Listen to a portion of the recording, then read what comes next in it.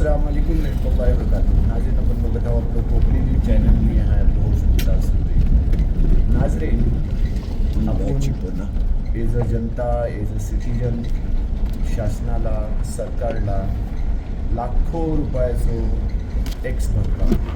सुबला जे कोलगेट वापरता त्यातनं रात्री निजण्यापर्यंत जे अंगात ब्लँकेट घेतात त्याचं पण टॅक्स भरता।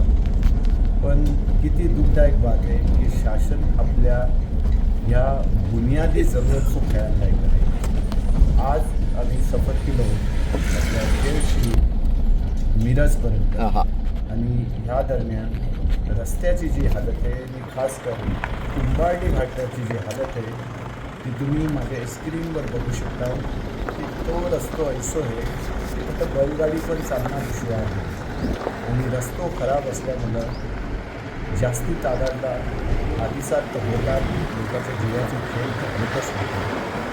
पण एक गाडी धारक जो की आपल्या पोटात पोट पाण्याचा इंतजार करण्यासाठी ते पॅसेंजर घेऊन येतो तो पैसो ह्या रस्त्याने प्रवास करत असेल त्याला मिळत असेल काय आपलो जीव हालाकीला टाकून ह्या रस्त्यावर तुम्ही आपल्या बॅकग्राऊंडला बघा की ह्या रस्त्याची हालत काय आहे आणि एकमेव ऐसो रस्तो आहे जो चिपळूणशी इकडे आपल्या मिरजला कराडला कनेक्टेड होतं। शासनला काही पडलेला नाही, शासनाची झोपे गेलेला आहे आणि ह्या सगळ्याचे जबाबदार आपण जनता आपण जनता जागरूक नाही कारण की नेता मंडळी आपल्याच कामातला व्यस्त आहे अशी व्यस्त आहे ना की त्यांना जनतेच्या काही मामल्याशी लेनदेन राहिलेला नाही, त्यांना एहसास राहिलेलो नाही। कमच कम आपण एक जिम्मेदार नागरिक म्हणून आपण शासनाला विचारूया,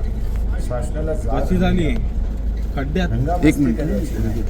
पण आपलं हक आहे की जर शासनाचं जर सेवक शासनाने जर जिम्मेदार व्यक्ती नियुक्त केलं ना त्यांची जबाबदारी ही जबाबदारी याद करून देण्याचं काम आपलं आहे। मी पण नाही करू तेव्हा आपली जागरूकता पण मोठ जरुरी आहे। आपण घरचे म्हणतात तासात 2 तासात 4 तासाचा प्रवास करतात परत या लोकांनी सगळ्या विसरून जातात त्या ईशानी त्याचा मसला हल नाही तेव्हा आपल्याला जागरूक होण्याची गरज आहे।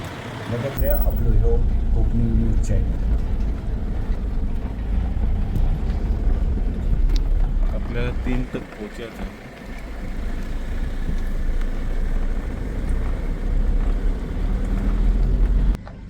नाजरीन, आज आपण हा कुंभारली घाटात जे की चिपळूणशी कराड आणि बघू शकता शासनाने काय आपल्याला रस्ते दिले ना त्याला सुबह येणं सांजपर्यंत हर बाबतीचो टॅक्स घेन ही शासन आपल्याला काय देते बघा, फक्त त्रास बघू शकता।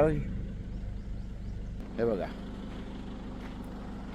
यो रस्तो है की पाखाडी है, गुराढोरा पण व्यवस्थित या रस्त्याने चालू नाही शकत, मग 4 व्हीलर कशी काय चालतील। हे बघा कमीत कमी 2-2, 3-3 फुटाचं हे खड्डा आहात आणि ते पण अशा स्पॉटवर की वरनं जर गाडी येते आणि आता निघतोच आता एक टँकर पण पलटी झालेलो आहे। ह्याला जबाबदार कोण? ह्याला एकच जबाबदार आपण नागरिक बेजबाबदार का की आपण जागरूक नाही आहोत मगून शासन झोपी गेलेलं आहे।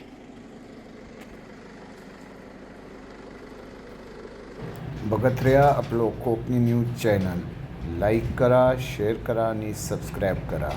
आजच्यासाठीच का नंतर भेटू नवीन काही बात खबरच्या संगात। अल्लाह हाफिज।